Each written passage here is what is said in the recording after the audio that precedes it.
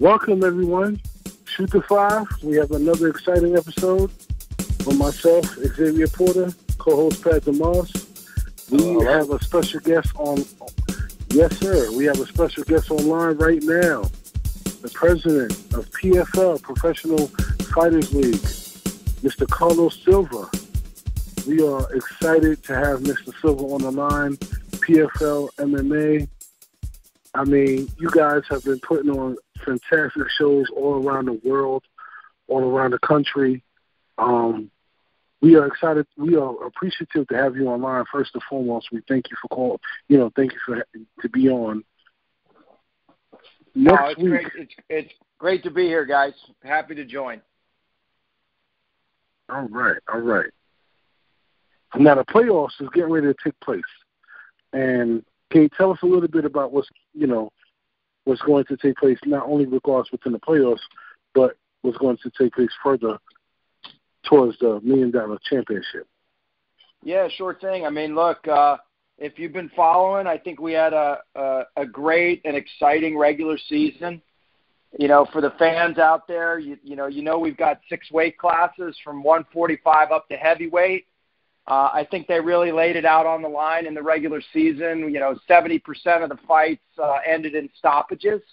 So the guys definitely wanted to get their bonus points as they were trying to qualify for the playoffs. The playoffs are all set now. We're going to be in New Orleans on October 5th. We're going to be in Long Beach on October 13th. And then we're going to be in the nation's capital, Washington, D.C. on October 20th. And then, as you mentioned, then all of the fighters are going to be competing for $10 million in prize money on December 31st, $1 million to the champions in the 6 weight classes at Madison Square Garden. So super exciting. That's going to be on New Year's Eve. You look at what's going to happen here in New Orleans on Friday, October 5th. We got our 45s, our 145s are going to be, headlined by the number 1 seed, Steven Seiler. The number 2 seed in the playoffs, Lance Palmer. They're on the opposite sides of the draw. As you know, guys, we also have the heavyweights in New Orleans. Francimar Barroso, a very impressive regular season, is our number 1 seed. And Kelvin Tiller also, a lot of people didn't know Kelvin, but now they know Kelvin because Kelvin also showed some amazing power during the regular season. He's our number 2 seed. So the 45s and the heavyweights are going in New Orleans. It's going to be the most exciting fight in MMA, I think, that evening, these evenings of the playoffs, because all of these great athletes have to fight twice in one night. They've got to fight 2 rounds in the quarterfinals, and then the winners will get 30 to 45 minutes of rest, then they'll come back the same evening and fight 3 rounds in the semifinals. And when the evening ends in the 145s and the heavyweights, the featherweights and the heavyweights, we will have 2 finalists in each of those divisions, and then they will go and move on. They'll rest up, move on to the championship night in Madison Square Garden. And so that's all going down at the New Orleans Theater in downtown New Orleans, just a few blocks down from famed Bourbon Street. It's going to be super. I mean, I'm excited. I'm excited coming out of the regular season. I think this playoff night's going to be incredible. Yes, certainly. You guys have done We've had Kevin Tiller appear on the podcast. I've also spoken with Rakim Cleveland, and as well as we've also spoken with Andre Harrison. 3 top-notch guys, 2 top-notch guys within respective in the division, and Cleveland the number 1. Well, I would say the number 8 seed. Now the playoff situation. Can you discuss more about that? Yeah, sure. I mean, all of these guys, fought through their regular season, and the way it works during the regular season, guys, is everybody got to fight twice. And during those 2 rounds of the regular season, they got points for wins, and they got bonus points for stoppages. And so all these guys tried to get those wins, but they also tried to get some bonus points with the stoppages. at the end of that regular season that happened at the end of August, we took the top 8 by points, and we put them into a straight March Madness style bracket. 1 versus 8, 2 versus 7, 4 versus 5, 3 versus 6. That's our quarterfinal lineup across all of the weight classes. And as I mentioned, they're going to come in New Orleans and in Long Beach and in Washington, D.C., and they're going to fight the quarterfinals and the semifinals. I think, you look across all of these weight classes, as you move from number 1 to number 8, as you mentioned, Xavier, a lot of guys in all of these different spots. There's no easy fight here.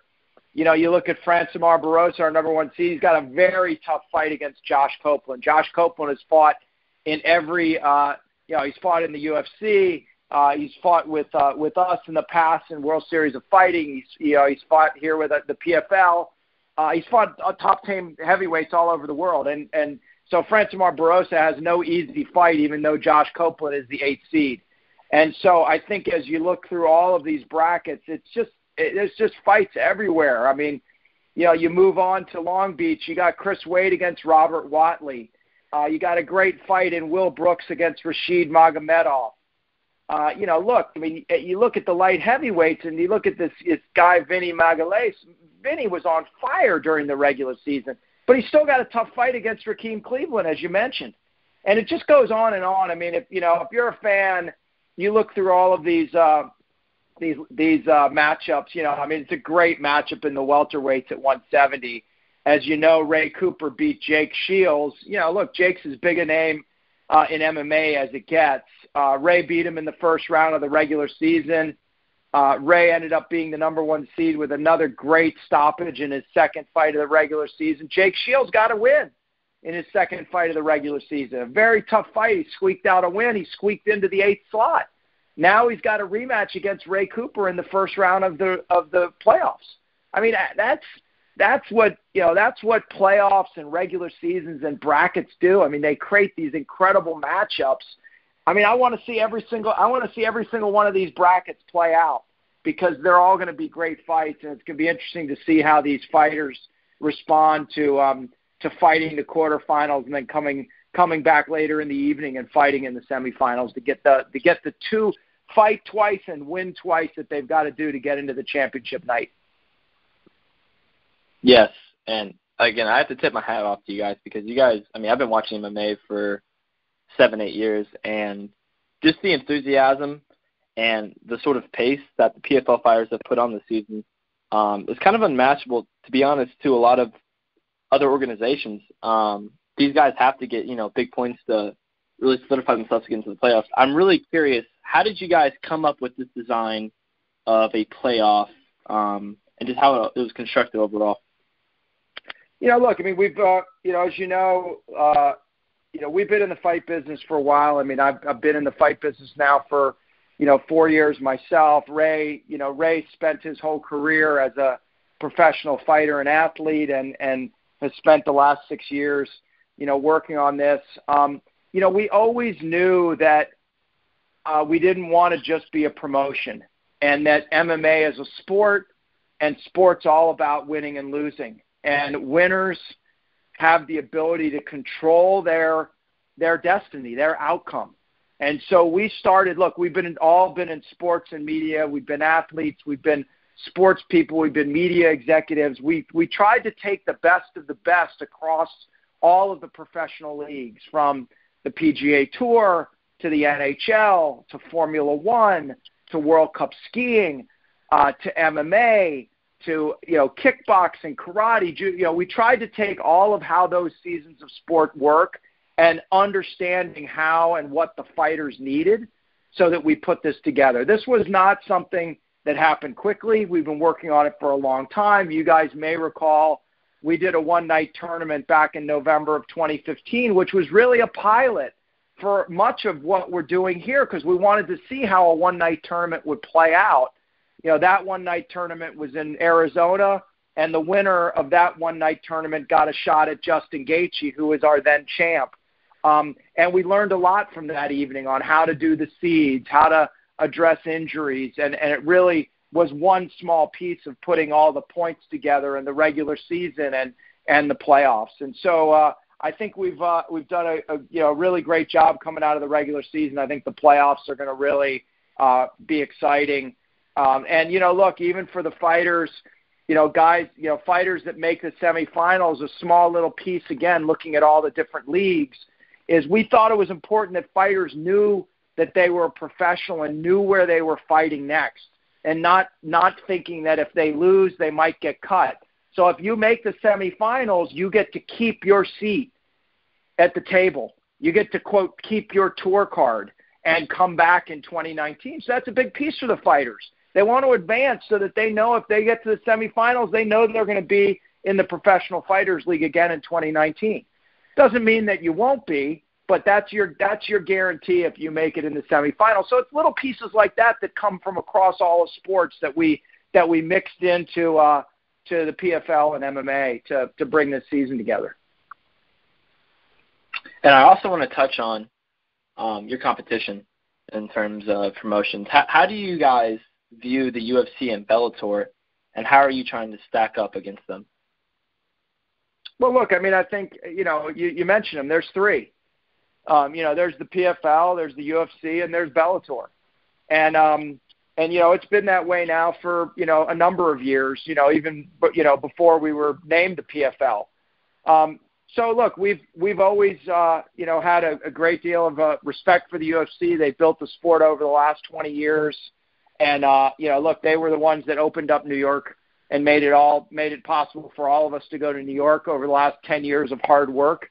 They're going to continue to grow. The way we see the UFC, Bellator, and the PFL is we all continue to grow as MMA continues to grow because it's the fastest growing sport in the world. The difference between what we're doing and what the UFC and Bellator is doing is we're putting a sport format together where the fighters are in control. The fighters, it's not just about the fighters that can talk more and fight and talk and fight. It's also about if they win. If you win, you advance.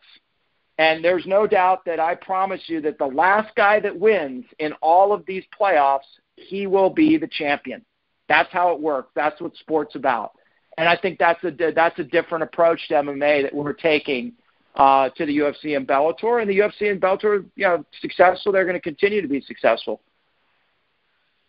Yes, I agree with that statement. However, like I said, I think you guys have done a great job on the sports side of it, right? We saw the UFC in 2015 transition to Reebok, a Reebok deal, which Dana White quoted that it was going to make it more of a sport rather than, just fighting. He wanted to really make it a sport. And I think that was really the wrong direction. I think exactly how you guys have set it up is more or less the right direction in creating a sport for it.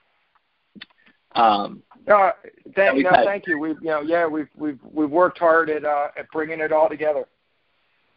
Yes, and we've had a lot of your fighters on the roster come on the podcast, and separate interviews. And a lot of the guys are former UFC or Bellator fighters, and we asked them how the treatment was, the difference.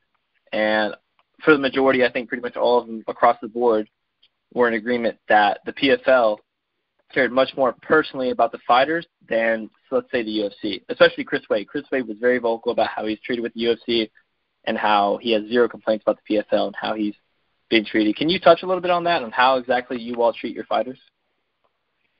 It's a small group. We think it's a very elite group. As I mentioned, Ray is a world-class athlete. He's a six-time world champion.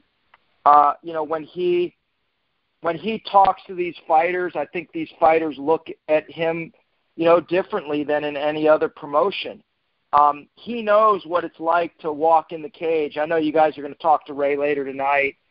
He knows what it's like to walk in front of 50,000, 80,000 people and have to put it all on the line. I think it's a great and unique opportunity for all of our fighters to be able to, take that advice and take that from Ray. I think that makes it very unique for us.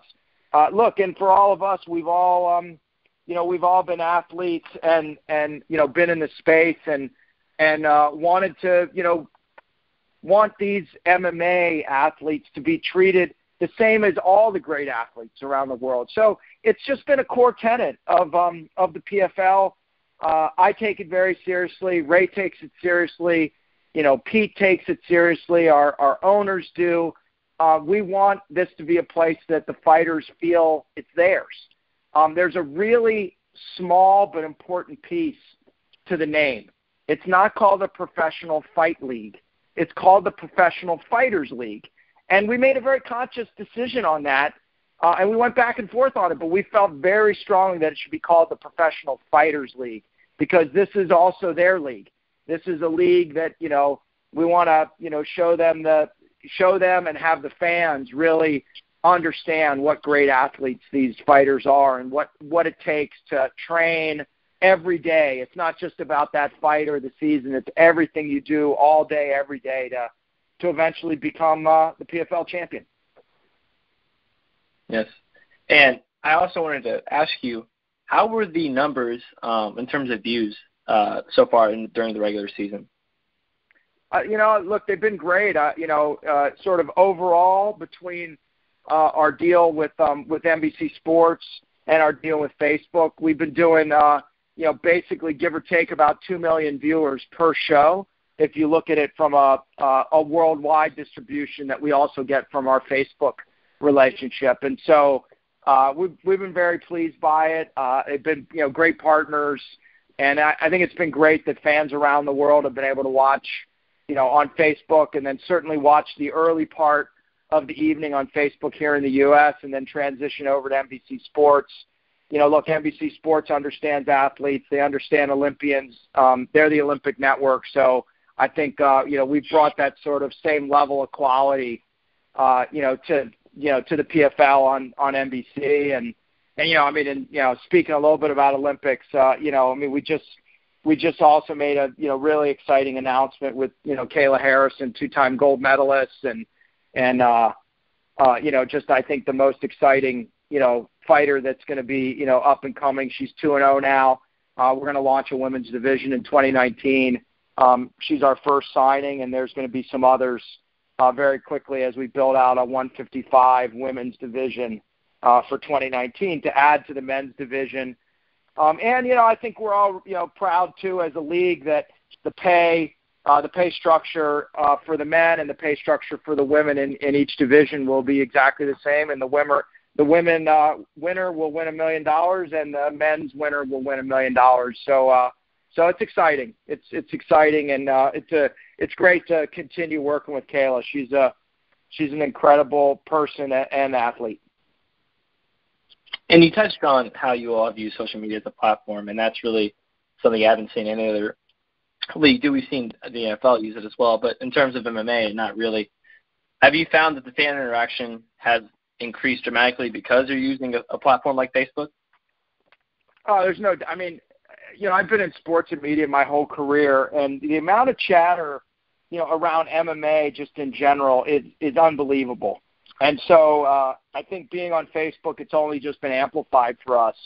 And so, between Facebook, Twitter, and Instagram, look, we all know. I get my news and updates every day, in the MMA world from my Twitter feed. And I think it's really incredible. I think it's like no other sport, and I think it's just going to continue to grow. I really do. Hey, Carlos, you just mentioned Kayla. Can you speak more about everything that she's accomplished outside of the domestic or, things that she experienced previously in life, the abuse that she suffered? And look, Kayla's an incredible, she's an incredible person. She's an inspiration, to all of us. I've become close to Kayla and have, been lucky enough to spend time with her. I love her, work ethic. She doesn't want to be away from the gym for a second. And I think, it's helped her overcome, some very difficult times, in her past that, we know about. I'm not going to go into it. That's really something for Kayla to go into.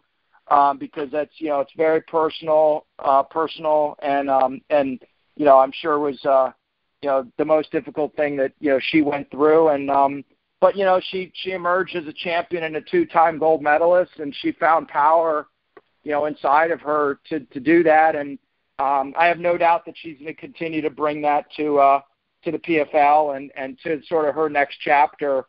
Now that she's 2-0 as an MMA athlete, so it's as good as it gets. It really is. Can you explain or share with the listeners, because we have a lot of listeners, as to what's taking place with the female division within PFL? I'm sorry, Xavier. Can you repeat that question? What I said was, can you explain or discuss what's taking place as to what's going on with the PFL and the female division, the fighters in the female division? Yeah, sure. Right now, we just announced that we're adding a female division. That was done this week with Kayla as the centerpiece of that division.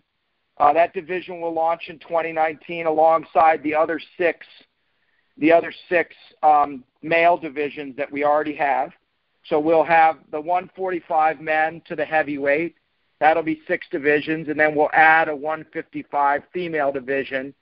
And Kayla will be sort of anchoring that division. We announced that with her this week, and then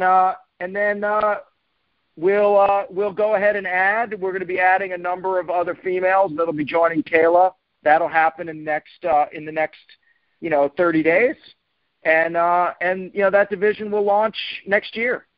So it's super exciting, and they will fight alongside the men in the same format. They'll fight twice during the regular season, and the top 8 will advance to the playoffs and have a chance to win the $1 million championship at the end of the year. Now, have you already started? Go ahead. No, Pat, you're right. Yeah.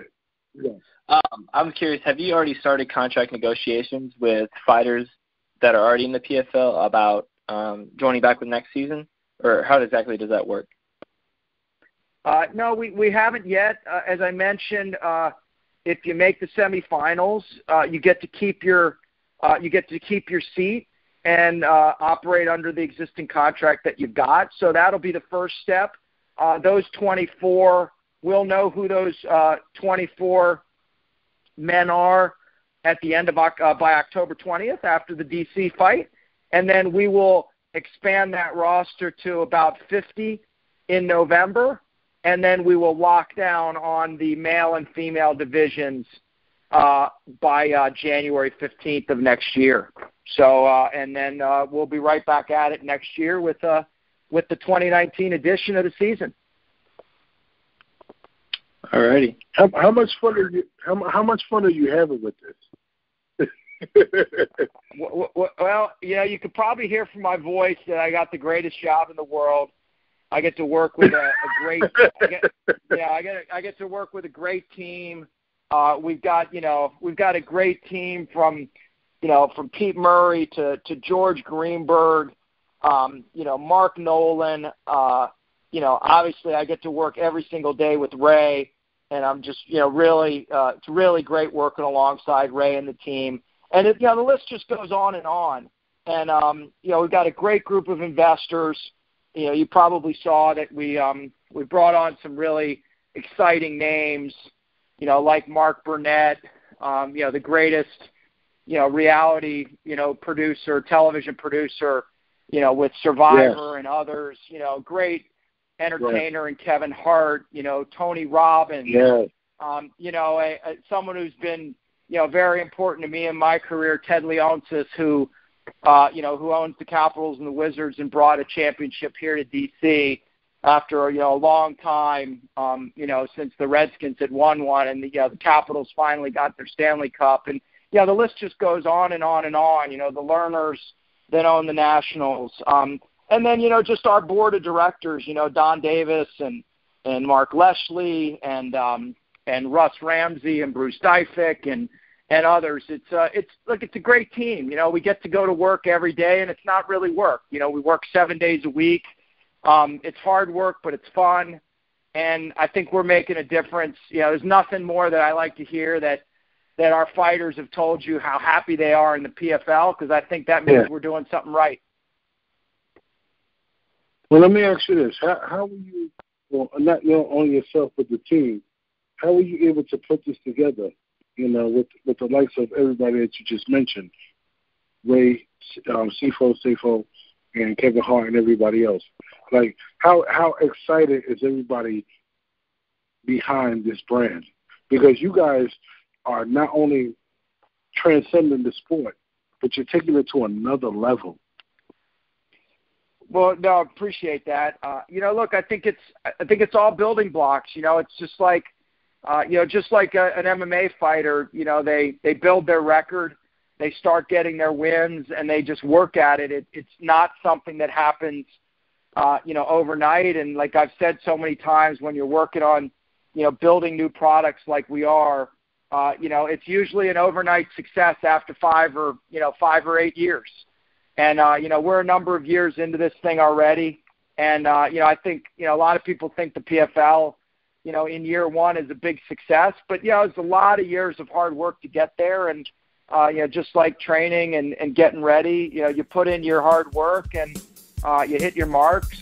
And you have the support of all these great, colleagues and investors, and, you start to see the success. So we're just going to continue working at it. Okay. Yes. Well, Mr. Silva, we really appreciate you having you on and taking time out of your day to come on our podcast and talk about the PFL and how it's growing the sport.